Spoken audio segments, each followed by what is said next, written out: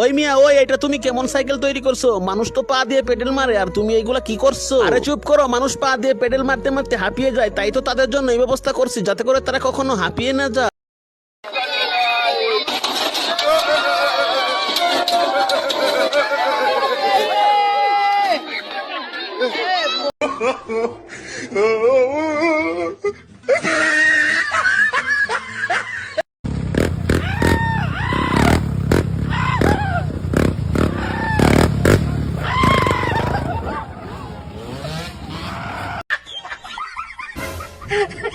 ¡Ay, mi madre!